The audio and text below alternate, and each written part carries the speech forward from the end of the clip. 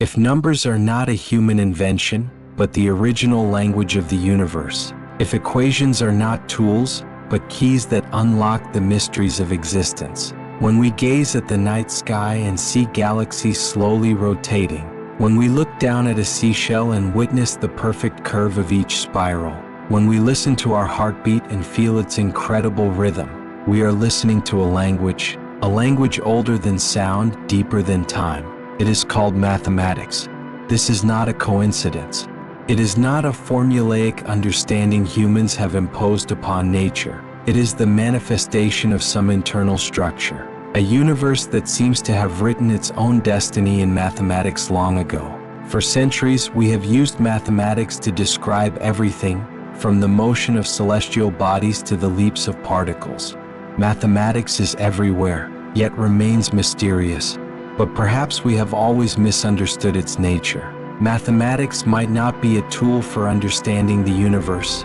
Perhaps the universe is mathematics itself. Imagine a world that does not exist between matter and energy, but floats among logical relations, symmetry, and invariance.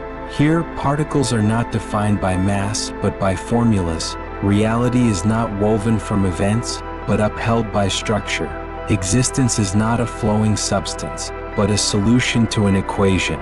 In this world, geometry shapes the curvature of space. The golden ratio permeates the growth of plants, the spiral of shells, even our own faces.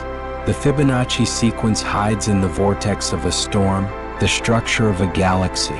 This is not mathematics describing nature. This is nature revealing the essence of mathematics. Are we living within an equation? A reality defined, deconstructed, and computed?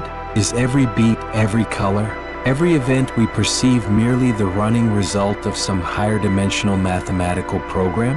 In this video, we will go beyond numbers themselves, entering a world where mathematics breathes. Here, pi is not a constant, but the melody of the cosmos. Calculus is not a tool, but the folding mechanism of reality. And every stroke of an equation is like a poem written in the dream of some consciousness. This is not just a story about science. It is a journey about meaning, structure, truth, and the mysterious, eternally unchanging, coldly pure code that might lie beneath all things. Thousands of years before we built computers, launched rockets, or wrote equations on blackboards, mathematics already existed. It was carved into the architecture of nature, silent yet omnipresent, in the spirals of galaxies, the rhythm of a heartbeat, the gentle order of leaves unfurling towards sunlight. No one wrote it, yet it has always governed the mechanisms of reality. We did not invent mathematics, we merely discovered it. The earliest mathematicians were not white-robed scientists or giants of thought before formulas. They were farmers using knotted ropes to track the seasons. They were craftsmen aligning stones with stars. They were witnesses to nature, finding rhythm in the ebb and flow of tides, discovering patterns in daily repetition. It all began with rhythm, the most primitive mathematical language. One full moon, one wane, another fullness. Spring to autumn, tide to tide. From these most basic rhythms, humanity gradually realized nature was ordered, predictable, as if a precise clockwork ran behind it all. But as civilization progressed, the patterns we discovered began to transcend mere cycles, entering a realm of almost awe-inspiring precision and elegance. In nature, one of the most fascinating mathematical patterns is that ancient, mysterious sequence. The Fibonacci numbers, 1, 1, 2, 3, 5, 8, 13. Seemingly simple, yet it quietly manifests in countless unexpected corners.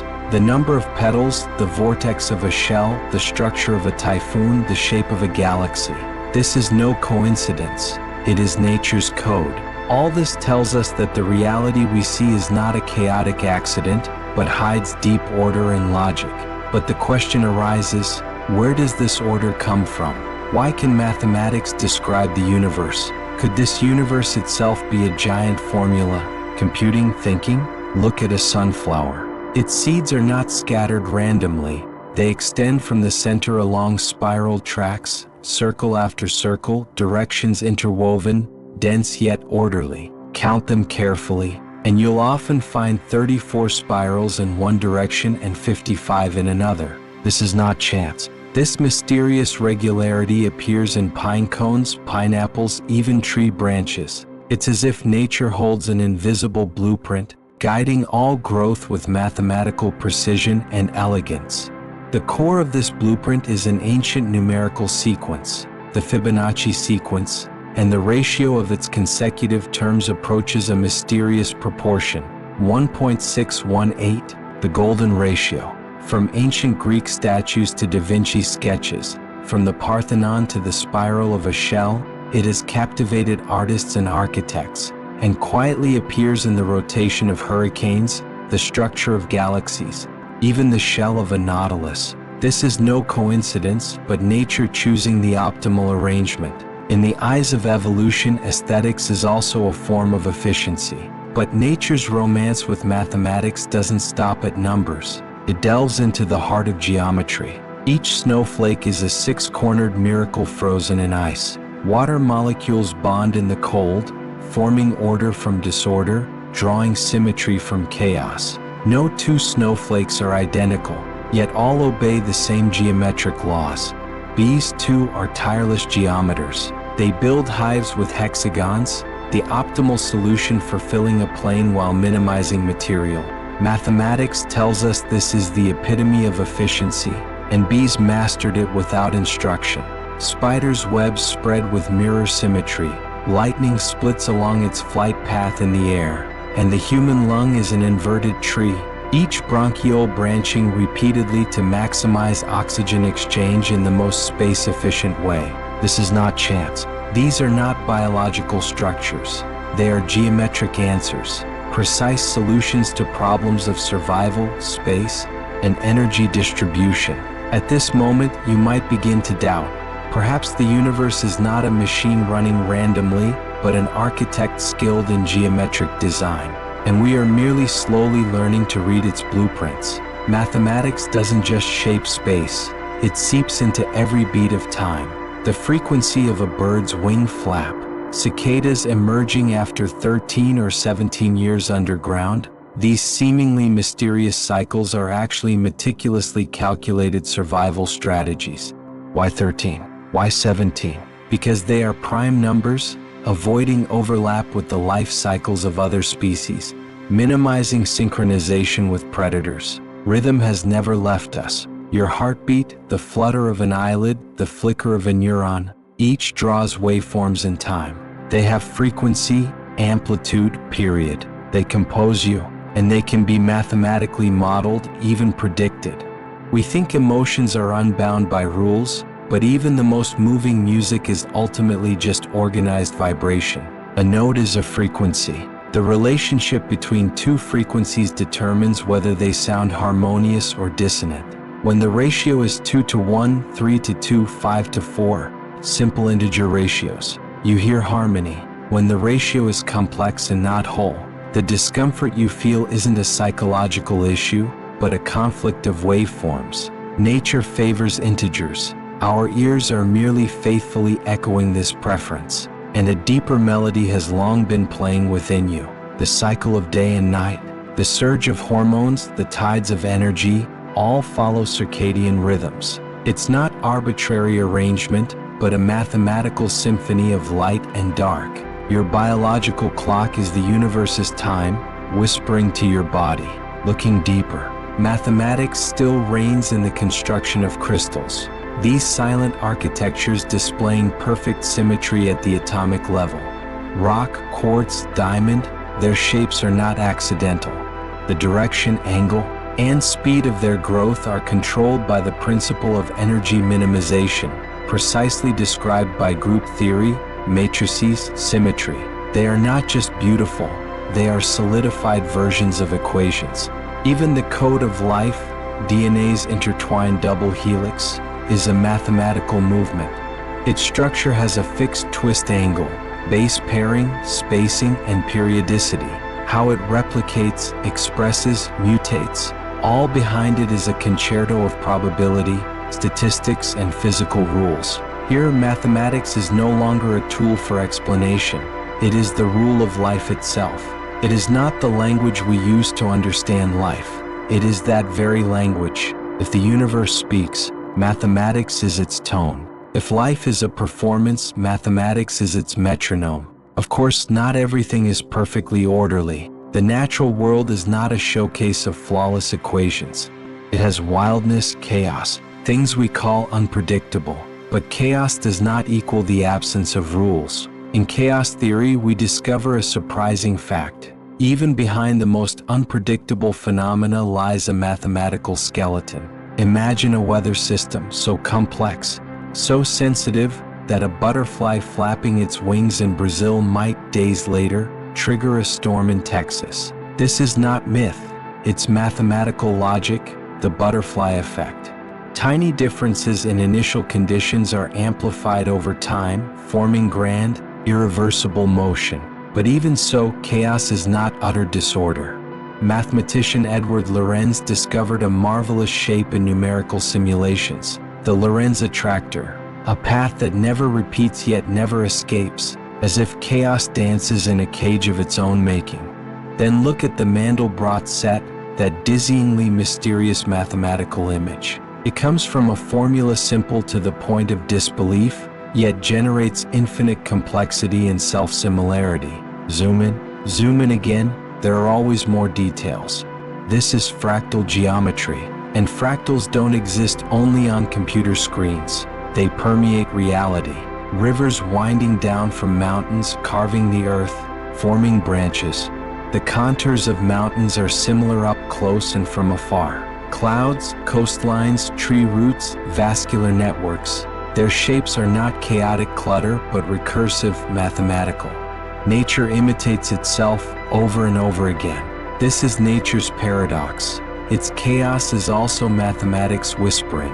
So the question arises, if everything in nature, from the most precise crystal structures to the most chaotic hurricane paths, follows mathematics, then who told nature these rules? No one taught the sunflower to arrange its seeds according to Fibonacci. No one drew hexagonal blueprints for bees. A spider, before weaving its web, doesn't calculate tension and stress distribution. Yet the geometric beauty they weave remains a miracle engineers cannot perfectly replicate. You might say this is instinct, the product of evolution. That's true. But evolution itself, isn't it also a mathematical dance? Driven by probability reflected in fitness landscapes, proceeding under the control of statistical laws and genetic algorithms. Biological variation is random, but natural selection performs directional sampling within the space of possibilities. Even instinct bows to mathematics. From chaos to order, from instinct to evolution, we repeatedly discover nature doesn't just favor mathematics. It is the embodiment of mathematics itself. This leads to an ultimate question. Is mathematics an abstraction in the human mind, or the skeleton of the universe itself? Are we inventing a language or translating a text the universe wrote long ago? Does the universe merely seem to follow mathematics, or is it mathematics? Perhaps our brains are inclined to seek patterns, making us see mathematics everywhere. Or perhaps the universe was defined by patterns from the very beginning.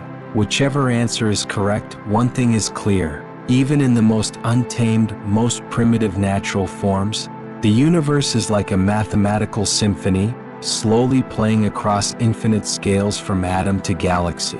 We often say mathematics is cold, calculators and formulas, problems on a classroom board, but in nature, mathematics is alive. It flows in the curves of rivers, unfolds in the arrangement of leaves, leaps in the pulse of blood vessels, echoes in the hymn of distant galaxies. Nature is not a passive background waiting to be decoded. It is the canvas, the brushstroke, the equation itself leaping onto the stage of reality. Here, mathematics reveals its primordial truth. It is not merely symbols. It is a mode of existence itself. And if all this is not coincidence, if nature's patterns stem from some deeper logical necessity, then we must ask, does the universe in its mathematical core hide other secrets? Next, we will temporarily leave the physical world and enter an older, more mysterious realm, a world with no matter, only concepts, a place where numbers exist but have nothing to count, geometry unfolds but clings to no space. That is the purest territory of mathematics, a place without time, without space. But there, perhaps we can answer this question.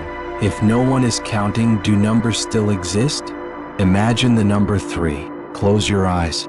Where is it? Not in the air, not on a leaf, not in any physical entity, but it exists in some way. Triangles, squares, circles, these geometric shapes have never existed in perfect form in nature. You find approximations in leaves, lake surfaces, or planetary orbits, but the perfect triangle, the perfect circle, never seen. Yet we all know what they are.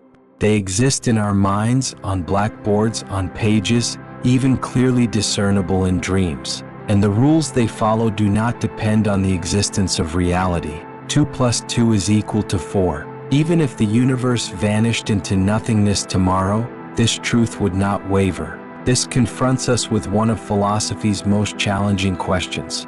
Do numbers, shapes, and mathematical truths exist in a dimension detached from the physical world? A realm that is perfect, eternal, untethered by time, unlimited by space? This is Plato's world of forms. In Plato's view, the world we see is merely a projection of that higher reality, a refraction of the forms in time.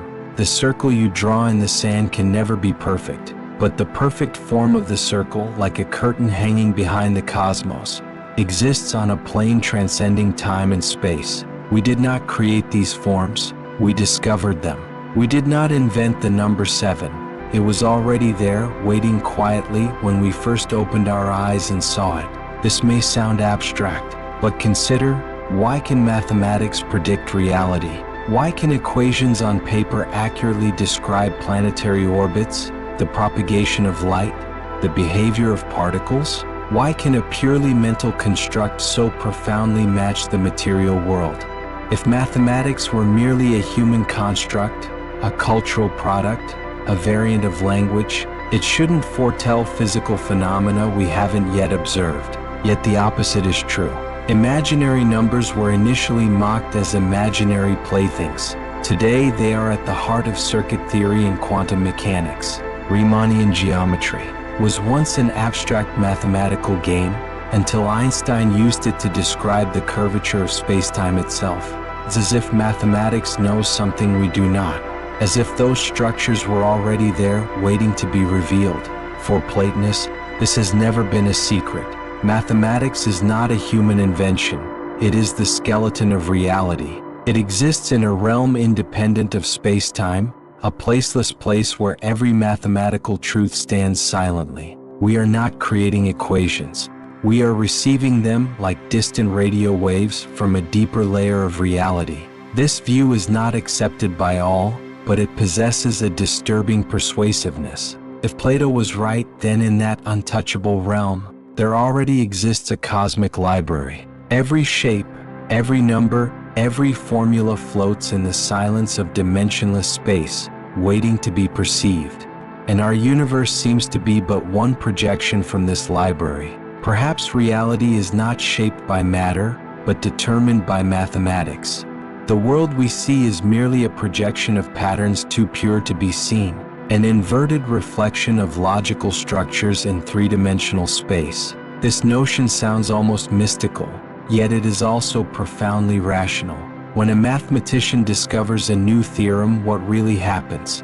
Is something new being created, or is some pre-existing truth being revealed? Even those who oppose Platonism often use the word discover to describe such moments, as if those truths were always there, just waiting for the right mind to open that door, like a statue latent within a block of marble, its form perfect, waiting only to be recognized by the right mind. If these mathematical forms are eternal, then they existed long before humans, before stars, before atoms, even before time itself. They exist not as language, symbols, or numbers, but as pure relations and structures. If so, then our universe might be the materialized projection of these hidden forms, the invisible logic cast into the visible world. And this leads to a deeper paradox. Are we beings composed of mathematical structures, or bystanders observing mathematics from the outside? If we ourselves are constituted by the same logical structures we are trying to understand, then understanding mathematics is actually looking inward, glimpsing the underlying language of our own existence. We are thinking matter contemplating its source. But if this is true, if we indeed live in a mathematical universe, what does it mean? Does it imply freedom, or an elegant constraint? Is our will also woven from probability, symmetry, topology, and constraints? If mathematics is the ultimate reality, does free will still exist? Or are we merely a solution within a vast equation, a trajectory unfolding in multidimensional space, precisely, silently, playing the next line of verse given by the cosmos? Yet, even within such a precise, cool, seemingly predetermined architecture, there is still room for awe. The deeper we go into the world of mathematics, the more we find it is not merely precise. It is beautiful, elegant, interconnected. Seemingly unrelated equations ultimately converge into the same ocean of truth. Similar patterns appear across disciplines. A formula from topology appears in the gene arrangement of genetics. Statistical methods from gambling theory reveal the information paradox of black holes. This is no coincidence. It is more like an echo of some deep unity, a whisper resonating in the depths of the cosmos. If mathematical forms indeed exist outside of space-time, then perhaps the universe is not a giant machine made of particles, but an expression of thought, not our thought but thought itself. Logic without a thinker, statements without a speaker, a flow of pure intelligence, a poem that no eyes can see, yet which every atom obeys. Ultimately, Platonism is not merely a metaphysical theory about numbers, it is an active proposition about existence itself. It declares that the material world we see is not the ultimate reality, but only the shadow of a deeper structure. Behind the curtain of dust and stars lies a deeper world, not composed of particles, but of forms. Studying mathematics is perhaps our consciousness lightly touching the edge of infinity. Every proof is a recollection of the universe's primordial logic. Every theorem is a syllable in that silent song. We are not writing this song. We are merely learning to listen. There exists a radical and startling proposition that challenges not only our scientific understanding of the universe but also shakes the way we perceive existence itself. This is known as the mathematical universe hypothesis, proposed by physicist Max Tegmark. The universe is not merely described by mathematics, it is mathematics. From this perspective, the universe is not a canvas painted with equations. It is the canvas, the frame, and the hidden rules that make painting possible.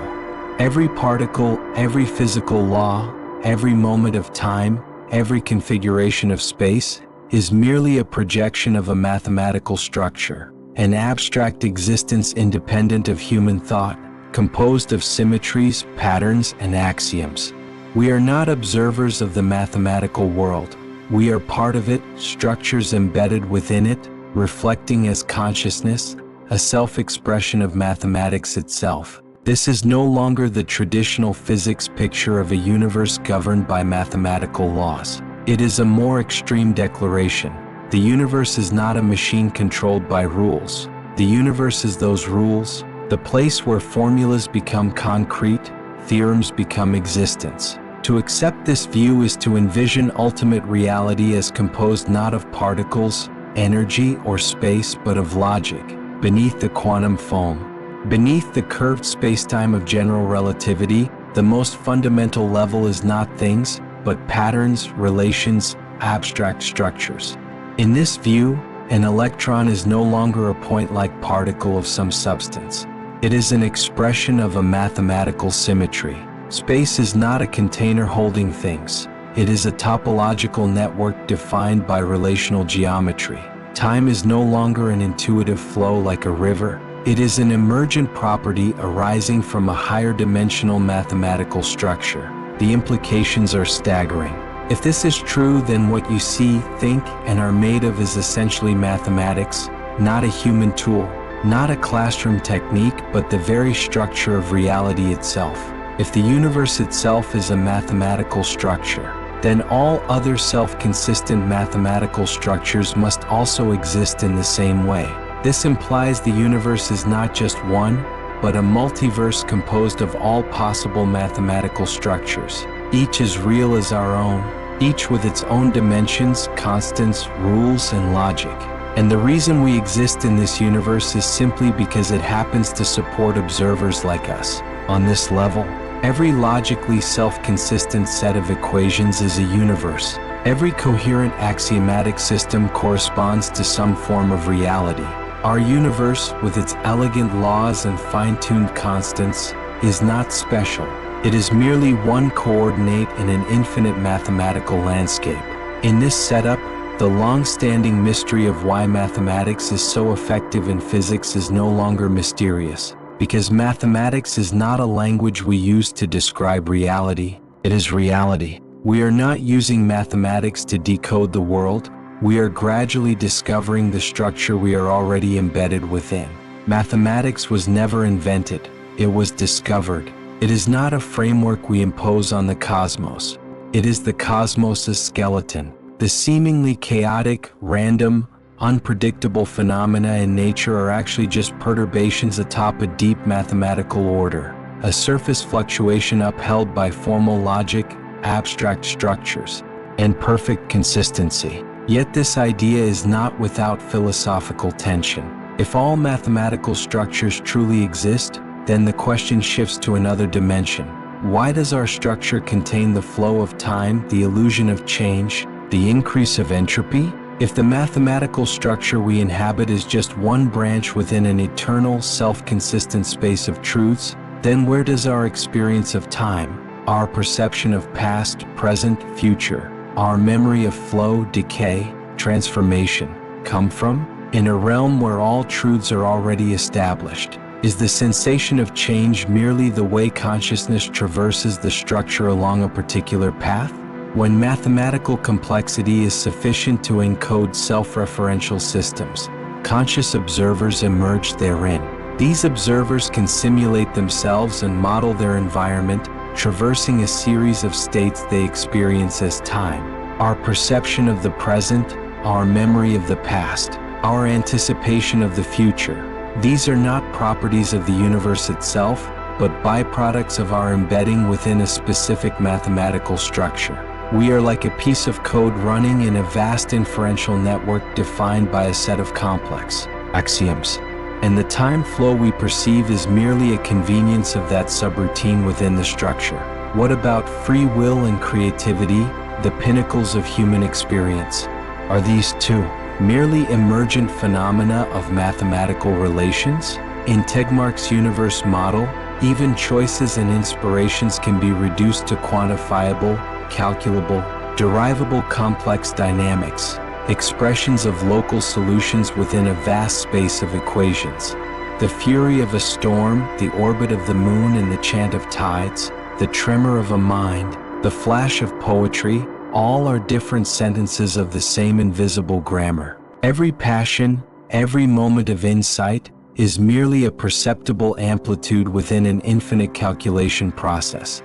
In such a universe, the sacred and the scientific are no longer opposed. They fuse into one great cathedral of logical structure. For those who once sought divine will in the stars, Tegmark's universe offers no comfort of miracles, but provides a deeper, mathematical divinity, an order grander than any god, a source of structure containing all possibilities without need for intervention. The universe is no longer a place, but a proposition, not a thing but a proof, not a miracle, but a manifestation. Even life, that most astounding phenomenon, is no longer an accidental jackpot in a game of chaos, but an inevitable product derived from certain structures. Just as certain mathematical patterns inevitably stabilize into certain modes, certain cosmic structures inevitably give rise to consciousness itself. We do not exist because the universe allows it. We exist because the universe is such that beings like us become an inevitable consequence. This hypothesis, though radical, redefines that ancient, profound philosophical question: why is there something rather than nothing? Its answer is, all things that are mathematically possible do exist. We are here simply because this structure happens to support perception. It requires no faith, relies on no mystery, calls for no miracle. It is merely the result of pushing mathematical reasoning to its logical end. But it demands a fundamental re-understanding of ourselves. We are not isolated bystanders outside the universe, but a pattern within an equation that can dream, suspended in symmetry, flowing in logic, imagining stars in a sea of structures. In such a reality, sacred numbers are no longer just the whisper of pi. They are the heartbeat of the cosmos, not built on stone, fire, or void, but on the clarity of logic and the eternity of numbers. If the universe is not merely governed by laws, but shaped into existence itself by a calm, symmetrical logic, then this abstract perfection echoes in every particle, pulses in every force, casts its shadow in every unfolding moment. From the grand trajectories of galactic motion to the silent rotation at a black hole's singularity, symmetry weaves an invisible web of structure. It whispers beneath chaotic appearances, guiding what is possible, rejecting what is not.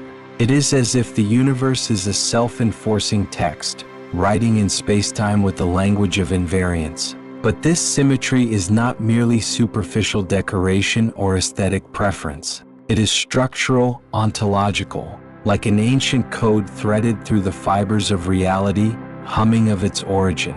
At the heart of this view lies Emmy Noether's extraordinary insight. Her theorem is not just a mathematical tool, but a mathematical revelation, an elegant key unlocking the secret door between symmetry and conservation. She discovered that every conservation law in the universe, the conservation of energy, momentum, charge, is not an arbitrarily decreed principle, but a direct consequence of some underlying symmetry in nature. Energy conservation arises from the invariance of physical laws over time. Momentum conservation stems from their consistency across space. All constancy flows from symmetry. The balance in equations is not a cold numerical game, but a formal echo mapping onto the ongoing persistence of cosmic behavior. In this vision, physical existence is inseparable from symmetry. Strip away symmetry and the laws would dissolve, order would turn to chaos, the universe would undo itself. Therefore, the universe does not merely prefer symmetry, it is crystallized symmetry. All the motion and transformation we see are merely projections of abstract symmetry in space-time, echoes of eternal geometry in matter, refractions of logic in existence. In the pinnacle structures of modern physics, symmetry is no longer just an aesthetic preference, but a principle defining reality itself. In the quantum realm, the system known as the Standard Model, the most successful particle theory ever, is not a hypothesis built from nothing, but a logical edifice supported by symmetry groups. These groups bear mysterious yet precise names: SU3, SU2, U1. They are not arbitrary combinations, they are fingerprints of the universe's deep grammar. The three known fundamental interactions, electromagnetic, weak, and strong forces, all originate from obedience to a single requirement, remaining unchanged under certain transformations.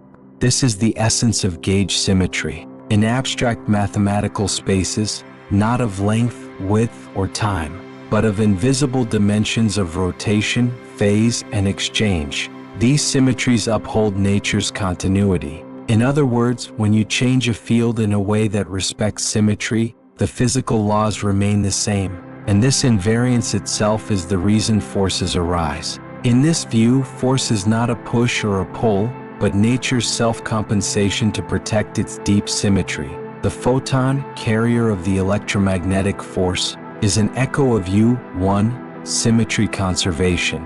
Gluons, carriers of the strong force, are projections of SU3, symmetry, binding quarks firmly within atomic nuclei. Even the Higgs field, that mysterious source of mass, is essentially a spontaneous breaking of symmetry, a perfect system choosing a direction from infinite possibilities, thereby producing the asymmetry we perceive. Like a pencil tip that could theoretically stand upright forever but in reality always tips in one direction. This is symmetry breaking. A split emerging from a state with no difference, a real crack opening in perfection. In the early universe, when temperature and energy were extremely high, the three fundamental interactions, electromagnetic, strong, and weak, are thought to have possibly been unified into one, while gravity remained separate from this unified framework. But as the universe expanded and cooled, this perfect symmetry began to break. The single cosmic force split into the four forces we see today. Particles began to differentiate, mass was born, and the diversity of the cosmos emerged. Yet this was not an invasion of chaos, but the self-manifestation of a deeper order. Like frost flowers growing on glass, symmetry writes the poem of structure in its breaking. Nature's diversity is not a betrayal of order, but a faithful expression of a higher level order. Even time itself, that one-way arrow flowing from past to future, may not be a fundamental property of the universe, but an echo of a deep symmetry breaking in the early cosmos. All the asymmetry we perceive, particle decay and stability, the existence of matter and the scarcity of antimatter, the permanent silence of certain interactions and particle accelerators, are not accidents, not whims. They are direct products of symmetry in the universe's mathematical skeleton. Violating these rules is not merely disallowed, there is simply no room for them in the geometric structure of reality. The universe does not waver in chaos. It dances with utmost elegance within the space allowed by symmetry, choreographed by the rhythm of invariance. Like a movement in a cosmic symphony strictly tuned, every particle is a compliant note resonating to the beat of mathematical symmetry. This viewpoint forces us to redefine the meaning of so-called physical laws. They are not rigid decrees from a divine hand, nor language commanding matter to obey. They mean that only those things that conform to the deep symmetrical structure are qualified to exist. The universe is not constrained by laws. From the very beginning, could only exist this way. All non-symmetrical, non-consistent, non-coherent constructions simply cannot hold in the initial topology of mathematical space.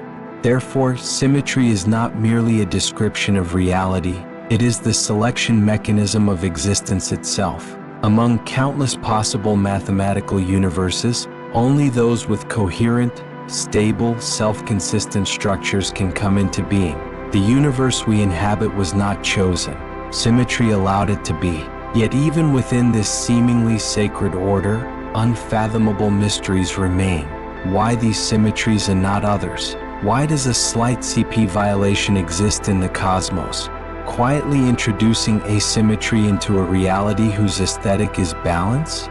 These questions lie at the forefront of contemporary physics, the goal theorists tirelessly pursue, to find the so-called grand unified symmetry, a deeper, higher dimensional, purer primordial structure from which all known symmetries are merely projections and refractions. Perhaps, in that unimaginable depth, symmetry is no longer a byproduct of physics, but the radiant reflection of existence itself. Some believe that beyond the standard model lies a vaster sea of symmetry, yet unilluminated like forgotten ancient paths.